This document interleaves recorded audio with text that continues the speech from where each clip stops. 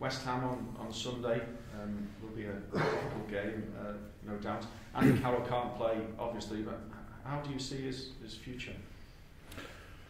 Well, I think for Andy it was the case when him and I spoke at the beginning of the season. Really, it was the case of he wanted to play games and he was going to go to a club that were going to service that wish for him. Now, unfortunately, it's because of injuries and whatnot, he's probably not been able to play as many games as what he would have won. I think he's had 17 appearances since he's been there, and been unfortunate a couple of times with injuries. So, and the case was to go out, and like with our other loan players, you know, we got young Jay Spearing out on loan as well at Bolton, and it was the case of the players that maybe weren't going to feature as much but wanted to play.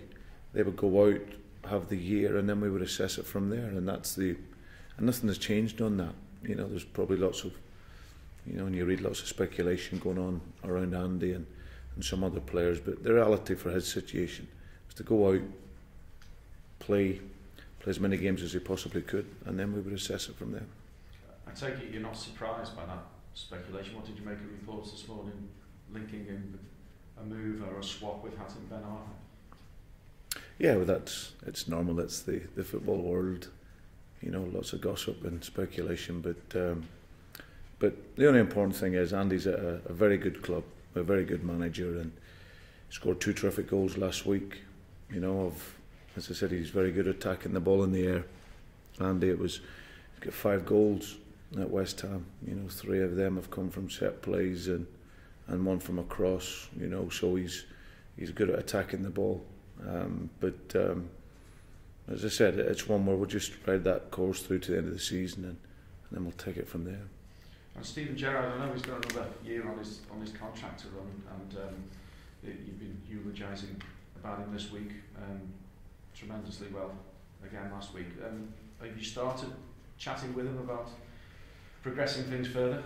Well, that's something that's private between Steven and I and the club. There's no doubt that if there's a message to take, he's 32 years of age. He's super fit at the moment. Played every minute of every game, and as a captain, been brilliant this year. So, and I still think there's a good few years left in him yet. You know, we work very hard on his individual plan to make him as fit as we possibly can be, and the rest is him really. His responsibility on the field, how he manages himself off the field.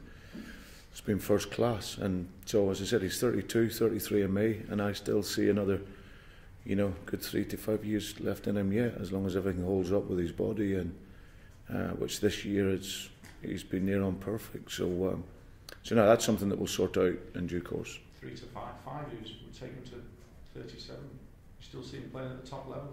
Yeah, why not? He's a brilliant professional.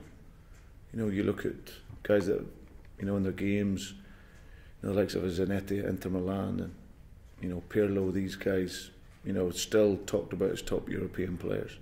And Steven currently is that at the moment, and I can see him being that for over the next numbers of years. So, as I said, he's had a fantastic season this season up until now. He wants to finish it strong. His priority is always Liverpool.